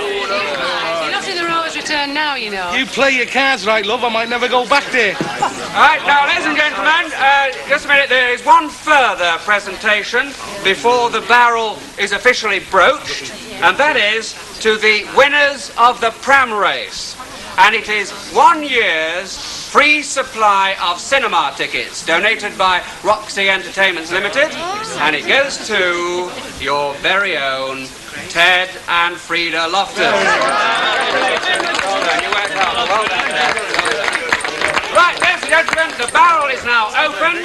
Ted and Frida first, form an orderly queue and help yourselves. There you are. You get round with yourself. Hey, this isn't for the likes of you know. This is for the Flying Horse. I know, I'm a regular. Well, I haven't seen you drinking in here. Ah, well, I've just started coming, see. Oh, yeah. Well, National Health rules apply here, and you're not in benefit yet. Good of you to let me muck in, Ted. Be my guest. Do you know what I like? I like your licensing hours. Now, I don't know whether you know, we started supping at 12:30, and it's 6 o'clock and we're still supping. Aye, they're good girls here, you know. They don't often shut doors. It's not like this in the Rovers. They've got the towels up before the clock chimes 3. Aye, well, she's like that, Honey Walker, isn't she? Now, Alma, she's a good girl. You can say that again. Well, here's to you, lad. Welcome to the Flying Horse. Cheers. And I'm glad you won that race, you know, Ted. I am. You're a good one. Can I get another drink or don't I? Well, of course you can, love. Here, come down here. Hey, you know why we beat you lot, don't you? Go on, sell us. Well, you lot had all weight in pram. I had my weight at back doing pushing. I pour this lot over your head. She wouldn't know, you know. Hey, she's a grand lass. You're a grand lot. You're all a grand lot. You do that, love, because now I'm a regular, I'm going to get to know all about you. We don't have free beer every day. You do know that, Don't worry, it's you I'm after. Going to get some more. Hello, Alma, love. Hello, Fred. What brings you here again? Well, I didn't have much chance to talk to you yesterday morning, did I? I've just been to the brewery on a bit of business. Oh, I see. How are you keeping? Oh, great. You don't must have had yourself. Oh, well, I've no complaints. Well, not many. Hey, are you settling in all right, love? Well, you know. Happy? Always these days. Ah, well, I suppose you like that. Excuse me. All right, what you done? I haven't done nothing, but you're on my stool. Started flocking bar stools now, have you? Don't stop pushing your weight around in here, Fred. You're not in the Rovers chair now, you know. Come on, shift down the bar. I'm talking to this young lady. Thought you as well, has he? Not so as you notice. Look, be a good lad and just shift, will you? I stand where I like in a pub, and I sit where I like. And oh, come on, you're on my stool. Hey, less of Come that. on, Yates. It's my stool, that. I'll crack you in a minute. That's it. Out. I've had just about enough of you today, so outside. I'm barring you. Barring me? Don't crack on, you don't know what she means. Get out. But Out.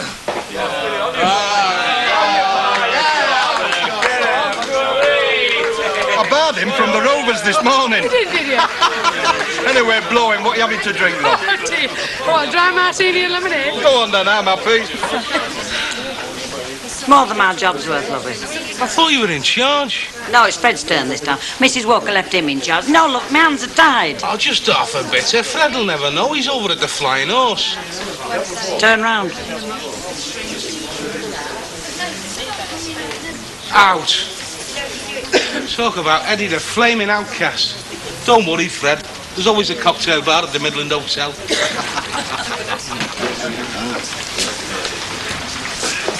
Yes, sir. Has Alf been in, do you know, love? I've not seen him. Do you want a pint? No, I better not. I'm supposed to be working, really. Aren't you having a drink? Well, that's very kind of you if you're twisting my arm, yeah. Hey? Yeah, you just asked me if I wanted a drink. You heard him. Oh, loud and clear. Oh, yeah, but I didn't eat. Give me half. No, make it a scotch. Hey? It's all right, I'm paying. You better fill his up and all. Oh, it's all right. How is it I'm not filling Yates's pot up as well, then? Well, he's barred from here, isn't he? Barred from Flying Horse, too. He's not very happy, is Harry? Well, it might not be, but my pocket is. Hello, Alf. I'm glad you came in, mate. So what are you going to have?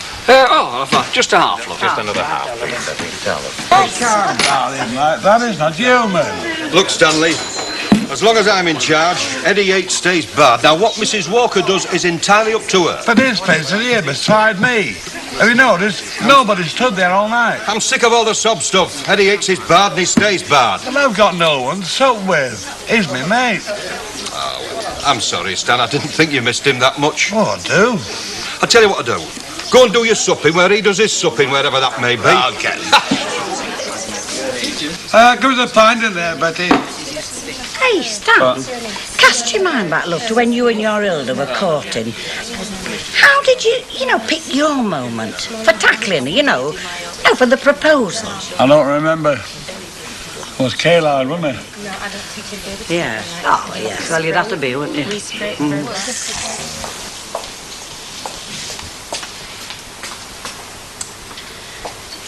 I don't suppose, assuming I asked ever so nicely, I could possibly have the middle bit of that paper. Especially seeing as I pay the rotten paper bill.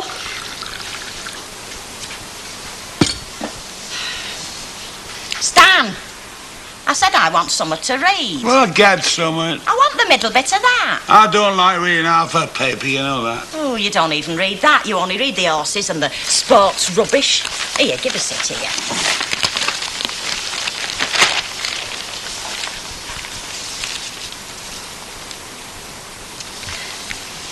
Stan, would you describe yourself as having job satisfaction? Oh, shut up.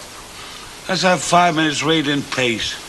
No, aren't you frustrated in your job? Oh, I know I am.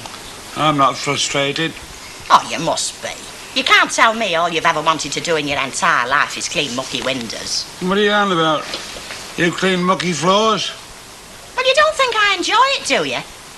Ooh, I bet you've never once said to yourself, is my Hilda happy in her work? I thought you were. Oh, yeah. Yeah, there's nought I like better than getting down on my hands and knees and picking up other folks' rubbish. Do you know, when I were a kid and they asked me what I wanted to be when I grew up, I'd tell them how I had this big dream of being a flaming charm. All right. What do you want to be? Well, it's not a case of that, is it? I mean, there's not exactly a queue for unskilled, unqualified, middle-aged women, is there?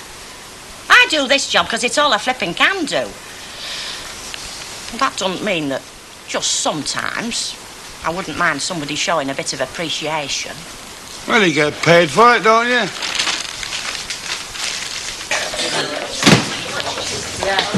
Here, did you tell Alice Moss I said she must be over 60 because I'd seen her giving her pensioners meat tokens to butcher? Well, you did, didn't you? Oh, you have got a big gob, Stanley. You've no discretion at all, have you? I was doing her windows, just making conversation, you know. Well, you know perfectly well she likes to crack on. She's only just touched 50. She was going to lend me a Lurex stole to go to bingo on Friday, and she won't now. Says it's not convenient. What do you want that for? Well, they're having a personal appearance. Getting one of them professionals to present the prizes. You never win, you never do. Look, Stan, I know my life's not very successful, but I wish you wouldn't keep reminding me it's not. And I hope you lot took some notice of that note I left. What's that, Hilda? Me note. You leave that place like a flipping pigsty every night. Ah, but Hilda, if we left it neat and tidy, you'd have nothing to do, would you? I don't know what your homes must be like. I'm just glad I haven't got to clean them and all. Oh, you're the last one I expected to see. I live here, don't I? Only during closing time. Oh, flaming thing. Oh, come on, change me socks. It's not your birthday. I'll tip the bucket over my feet. I'll soak in wet. What's up with you? Now it's up with me. Why? You sound more bad-tempered than usual. Yeah, well, that could just have something to do with the fact that I'm fed up with everything and everybody, including you. What have I done? Well, you don't exactly give me much sympathy and support, do you? Well, what do you want sympathy for? Oh, because as I tried to point out to you this morning, only you was too flaming wrapped up in yourself to see it, I'm fed up with doing a lousy, rotten job for lousy, rotten women who don't appreciate a stroke I do and just take the mickey all the time. They're a load of slags, that lot. Besides, you don't work for them. You work for Baldwin. Ah, well, he's just as bad. I mean, do you think he cares? Huh. I mean, does he ever once say, place looks very nice and tidy, thank you for all your efforts, Mrs. Ogden? Does he, heck? Even begrudges me a new bucket and brush. All right. Treats himself to double scotches in the Rovers. Runs that flash big car. Who denies himself nout. But you want to see the tatty equipment he expects me to clean with? You just want to see it. Only fit for chucking on midden. You do go on, don't you? Yeah, well, I've got something to go on about, haven't He's I? cold. Well, you want to see him? Tell him he can't do a proper job if he ain't got the proper tools. Stand up for your rights. Oh, I will, Stanley. Definitely.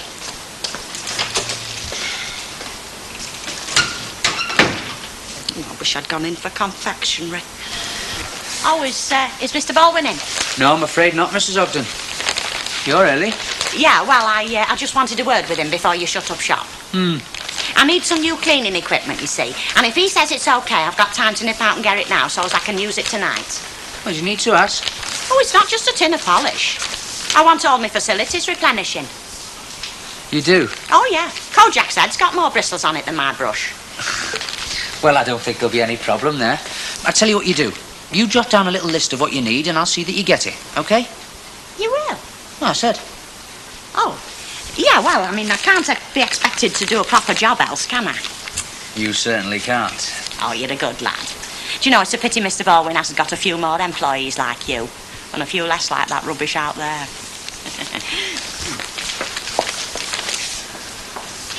So it won't look. I'll be lucky if he's dragged himself round to Chiphead.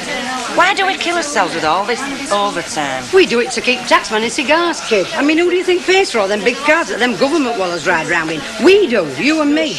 Oh, don't start one of your political arguments. For heaven's sake, not at this time of Well, night. you lot aren't interested whatever time it is. Well, what's the point? There's nothing we can do about it. Isn't that right, Hilda? What? She's on about politics again. Oh, I always say you have to stick up for your rights in this world, not let yourself get trod on. You're dead right there, Hilda. You've got right idea. Yeah, my stepson was always a fighter. You'd have to be married to him. Hey, Clip there. Yes, well, he knows I always fetch him a little bit of something, don't you, Chuck? I thought you wanted to discourage mice, not encourage them. Well, he doesn't make no mess. He's a lot cleaner than what you lot are. Yeah, Tiger.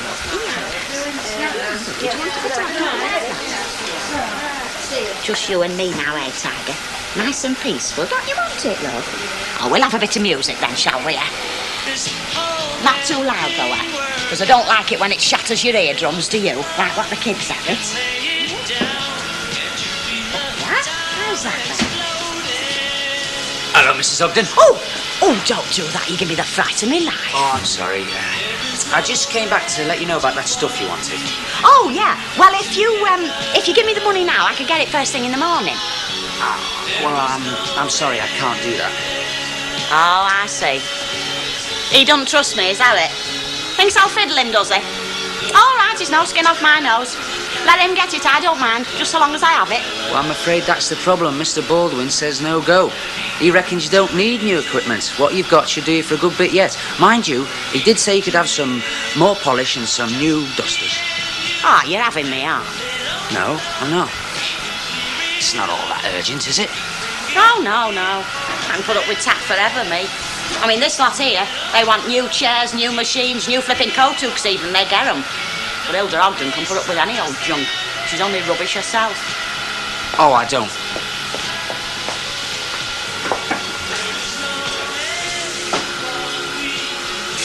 What are you doing? Well, it's more what I'm not doing, isn't it? I'm not doing another stroke of work until I've seen his nibs and sorted this lot out. But it's a tip. I know, it's a tip. Mr. Baldwin's gone. Well, he'll not have gone far. I dare say you can find him if you look hard enough. So you just trot along, Chuck, and tell him he's got a little crisis on his hands. Tell him that we're not budging until we get some satisfaction. We? Me and Tiger. Tiger's on my side, even if nobody else is. Aren't you, Puss?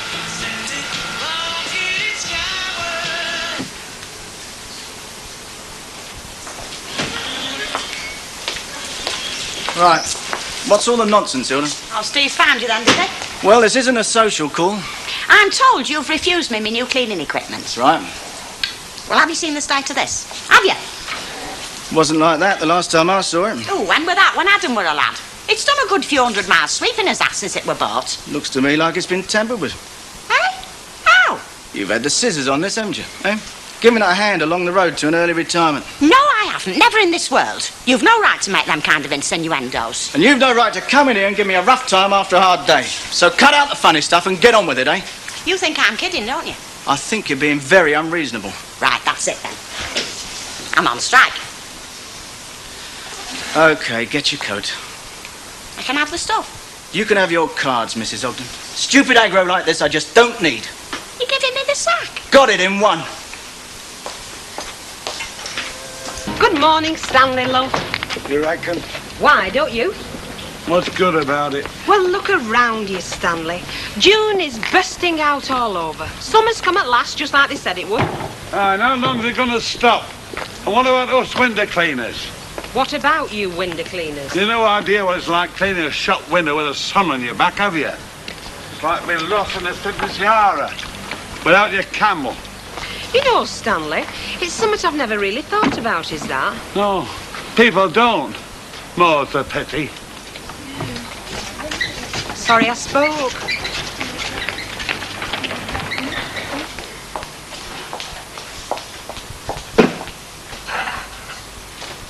Morning, Betty. Morning, lovely. Morning, Hilda. Have you ever wondered why there's not that big a demand for window cleaners in Arabia? No, I thought not. It's not a subject that crops up a lot, is it? If you ever want to know, ask Stanley Ogden. He'll open your eyes for you. I said good morning, Hilda. Morning. Ooh. I wonder how many of them that never have a fag out of their mouths would carry on never having a fag out of their mouths if they had this mucky job to do every morning.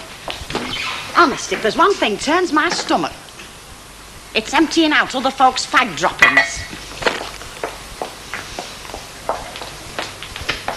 Bessie, love, is it my imagination or is Amapola not her usual sunny self this morning? She's had a bit of a knock. Oh, dear, not with a blunt instrument, I hope. No, she got sacked from the factory last night. She's never been moonlighting them machines again. Well, according to her, there were no bristles on her brush. Get away. So she saw Mike bouldering about it. She said she wouldn't do another stroke unless he did something about it. So he did do something about it. He showed her the door. Hello, Chuck. Kettle on? No. You know I always come this time for a cup of tea. Come far for it, have you, Stanley? 4 miles. It'll have taken you a bit of a time to get here, then, eh? Oh, yeah. Take you a while to get back, I reckon. Well, Well, have you ever stopped to think how many windows you could be cleaning while you're trekking backwards and forwards just for a rotten cup of tea? I must have my break, Chuck. You have your break from 12 till 3 in the dinner time in the Rovers. Oh, don't start on that again. I'm just telling you a few of the facts of life, that's all. And the fact is, Stanley, that if I'm going to be bringing in less, you're going to have to start bringing in more, aren't you? Look, I've told you, he can't sack you just like that. Well, he has done, hasn't he? We'll have to get you redundancy money. Too, that's a laugh. The thought of me having out for naught like redundancy money. You can't get sacked for standing up for yourself. Take you to a tribunal. Oh, yeah. And a fat chance I'd stand there and all, wouldn't I? What, me on my own? And him with some fancy Manchester lawyer? Oh, I tell you, Stan, it's not worth it. You're not taking it lying down, are you? Look, Stanley, I'm tired. I'm tired of always being walked on and blooming made fun of. I'm tired of always having to stick up for myself. Never having nobody to back me up like other women have. You mean me, don't you? I'll talk to Baldwin. Is that what you want? Oh, Stan, if you've got to ask, I reckon you've got your answer, haven't you? I'll talk to him. Don't bother. Who wants the rotten job, any road? We'll miss the money, Chuck. Oh, that's all you're bothered about, you, isn't it?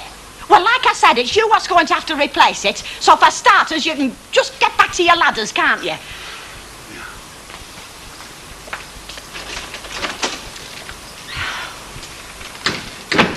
Do you know when I get rid of this spare tie, I'll never look at Lett's sleeping face again. I'm sure my ears have grown to inching. You know, since I started on that diet. Hey, Speedy Gonzales is here. Making an early start to see Hilda? More than she did last night. She didn't make a start at all. What are you doing, Hilda? Just taking what's mine, that's all. Nothing more, nothing less. Why are you leaving? I'm not leaving. I've been fired. Why? Oh, for opening my mouth. Sticking up for me rights, asking for a bit of decent stuff to work with. How do you mean? Well, I'll tell you, seeing as you're that interested. I've got pig sick these last few weeks, so you lot moaning about this floor not being swept proper. So I went to Mr. Ironmighty Baldwin, and I told him if he wanted a proper job doing, I needed decent stuff to work with. Like a new brush, not one with no bristles on. So what do I get? I get told there's no new brush for me, and it's likely I sabotaged the old one myself any road. Now, when I said that were a flaming rotten lie, he sacked me. What, just for that? Well, yeah. Well, he can't do that. Who's going to tell him he can't? You? Not likely. Because, I mean, I'm not one of your lot. I've got no union to back me up. So it's just my hard luck, isn't it? But it's not fair, is that? No, it's not. Would you like me to have a word with him for you? Please yourself. It's a free country, they reckon. Fat lot of good it'll do you, though. Or me, for that matter. Hey, it's a bit rough, that, though.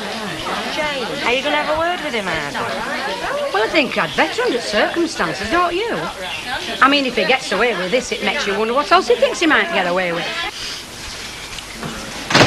Is that dead, Hilda? Or will it not lie down? Oh, you can take it. I'm not seeing beer wasted. Please. You'll never need to be out of work, Stanley. If all else fails, you can always hire yourself out as a professional drunk. You think it's comical, don't you, folk being out to work? Sorry I spoke, Hilda. Sorry I spoke.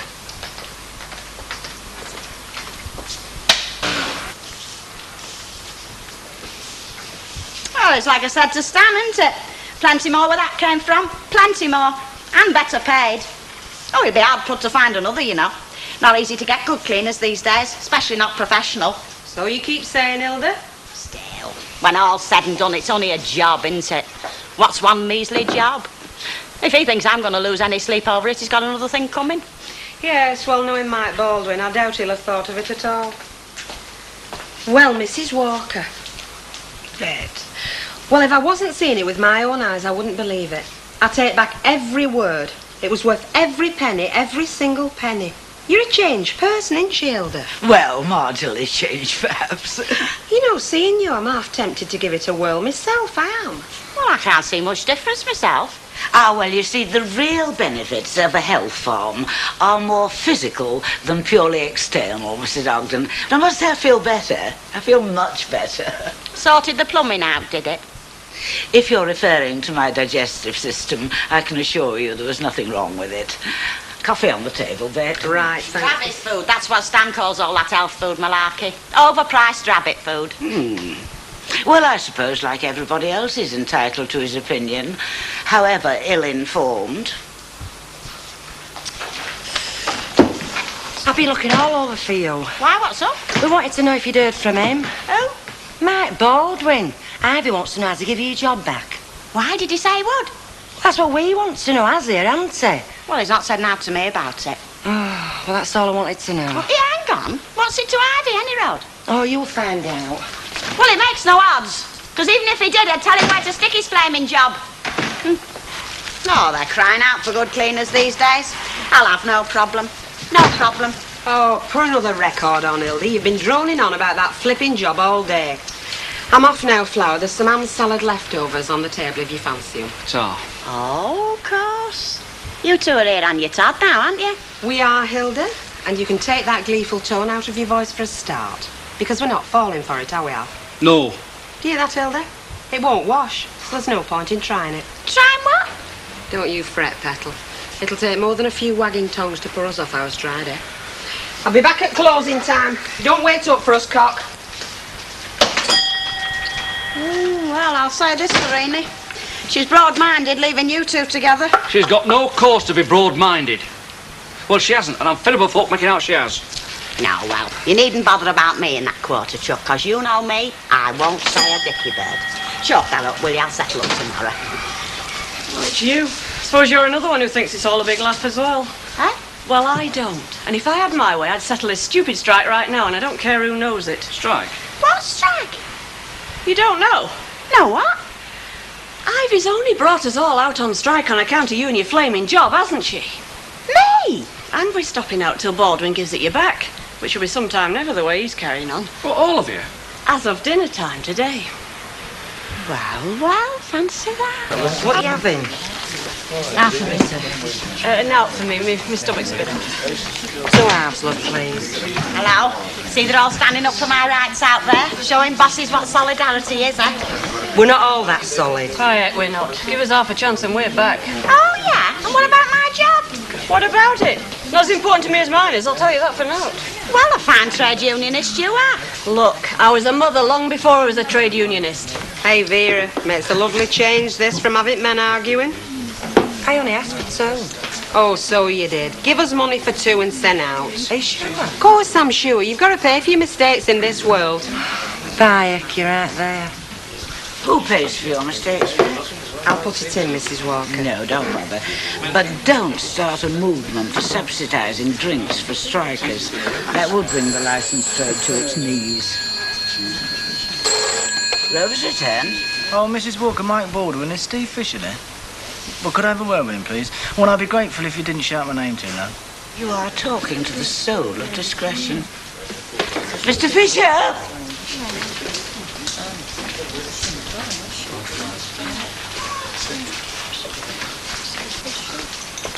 Feel. Thank you. Hello, Steve Fisher. Get over here right away, will you? Well, bring your pie, will you? Do you know, Mrs. Walker? All that out there's on account of me. Really? And do you consider that an achievement? Well, there's not many as can say they've shut an entire works down, is there? The face that launched 1,000 strikes. Pardon? A classical illusion, now that I come to think of it, not really very appropriate to you. Do excuse me. What on earth is this country coming to? The brink of disaster. Oh, heavens, no, much worse than that. We've been there for years. What is it now? Right, if I could get a couple of thousand tickets printed, I could make me fortune. It's better than any world title fight, that lot. Look, it's serious, this, you know. It's not a game. Serious? It's a flaming tragedy. If I was Mike Baldwin, I'd shoot the lot on you. Oh, they are. There's bosses for you. Little Hitlers, every man jack of them. Am I right? Don't drag me into your highfalutin arguments. I am just a simple little country girl. Isn't that right, Alf? Aren't I just a simple little country girl? Oh, definitely. There you are, and he should know. We're living together. By heck, you wouldn't credit it, would you? I wish you'd keep your mouth shut. Oh, shut up, Alf. If you watched everything you said round here, you'd never say a flaming word. I'm like that. I like a bit of fun. If folk take it the wrong road, blame them, not me. Right, you're lovely when you're mad. What's she like when she's, you know... See, he's at it now. Only because he's an idiot. No. Now, what have you come in for? A drinker to make trouble? We'll give it a pint. Now you're talking. It's more like the Alf we've all come to know and love. Have you finished yet? Come on, it's nearly opening time. Oh, don't worry. I'll not be charging you any extra. You're right there, love, you won't. Although, mind you, I could do with it, though. Oh, I'm not half missing what I used to make over at factory. Yes, but at least you have got a job, lovey, more than that lot out there, huh? Well, I didn't ask them to come out on strike on my behalf. No, but they did, didn't they? Yeah, they did. More fools, them. Come on, Hilda. Look, Larry, how's you going to lose this job and all? Hey, don't you take too much on yourself, Betty Turpin. Only Mrs. Walker's got the power of iron and fire round here, and she's away. Yeah. Hey, got a minute, Betty? What? Tom, mate. Hey.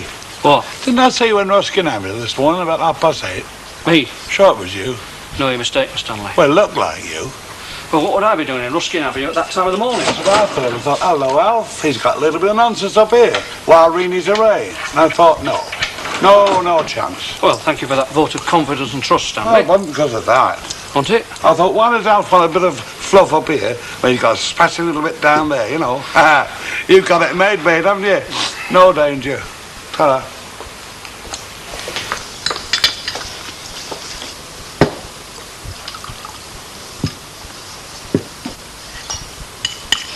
Stan, Yep. I can't manage.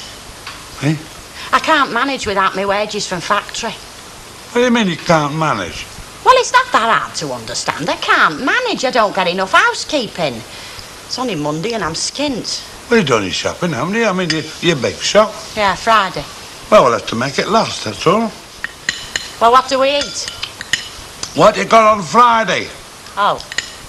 Well, I got mainly soap flakes, washing up liquid, salt, tomato sauce, pickled onions and toilet rolls. That and I could make a stew out of them. Why didn't you get any food? Because I was down on all the other flaming Well, things. you shouldn't be down, should you? That's bad business. Who told me I don't run my business like that?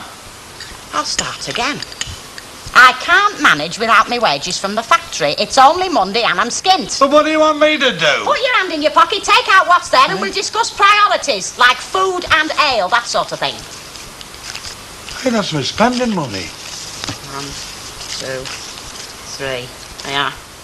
Should just scrape through on them till Thursday, if we only have teas. You've only left me £1. Tough, Stanley. Tough. Let's just call it your contribution to my cause, eh?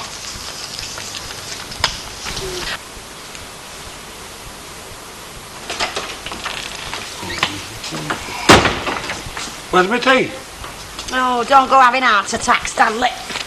It'll not take me a minute, it's only salad. Salad? I can't work on salad doing my job. Well, rabbits seem to manage very well off it. Think of the work they put in. Anyhow, so all I can afford is a sardine salad. Hilda, What? I've had a bit of luck this afternoon. All right. Couldn't have been on the horses, I should never have mentioned it. I can't back horses, can I? No, you can't, but you do. You can't afford to sup neither, but you do. In fact, come to think of it, Stanley, you're a very clever fella. An ecumenical genius, in fact. Have you finished? Sorry, Chuck, what are you saying? Well, I was working at the abattoir this afternoon and I met this bloke, you know, one of the bosses. All right. And he mentioned this job. What job? Cleaning, you know. Ooh, at the abattoir. So I gave him your name. What, me? Clean at the Stanley, you know what they do down there, don't you? It's not a flaming candy floss factory, It's you know. not where they do that. It's the offices. Cleaning offices. Oh, I see.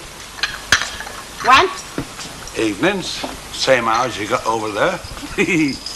Handy like, isn't it? Abattoir offices, eh? They're brand new, them, aren't they? We're out in about a year. You know I've got to hand it to you, Stanley. I'll never be one of the 1.5 million unemployed. Not with you here to look after me interests. I always have your interest at heart, Chuck. Whose interests? Sorting them out then, are you, love? Donkeys. That's all I can pick. Flaming donkeys. Do you know, I've never had much luck with horses myself. I knew a very nice jockey, though, once. Oh, aye. His name was George, but they used to call him Andy. I found out one night why. Do you know my shoulders were black and blue next morning? And, the passionate of jockeys. I think it's something to do with their eyes. Mind you, at 4'2", you've something to prove, haven't you? Yeah, Chuck. 5 with and 1 without. Oh, thanks, Hilda. Do you know you've saved his lives? Do you know, my tongue was sticking to me, class. I think it's all talking you do. You know when you've no else better to do? Well, it's the least I can do after the way you've all took my part. Oh, say no more, kid. There comes a time, love, in everybody's life when you have to stand up and be counted, don't there? Yeah, well, he's very good of you, any road. I'll bring cups back. Ta-ra, Stan, love. Hello. Ta-ra. Hey, Stan. Yeah? This job I'm going to see about at the abattoir. What about it? Well, would it be right, do you think, for me to take it, like? What do you mean, right? Well, I mean, with all them being out of work on my behalf, it just doesn't seem right somehow. You've every right to look for work if you've been sacked. Oh, I know that. And you've no guarantee they'll get it back for you. You didn't ask them to come out, did you? No, I know that, Chuck. It's just that... Well, how will it look when they find out? If they find out. How do you mean? I know. You know. Nobody else knows. There's no sense in upsetting them because of that, is there? Oh, no. No, I suppose there's not really, is there? Yeah, come on. Oh, hello, Hilda. All right, Hilda, love. Thank you.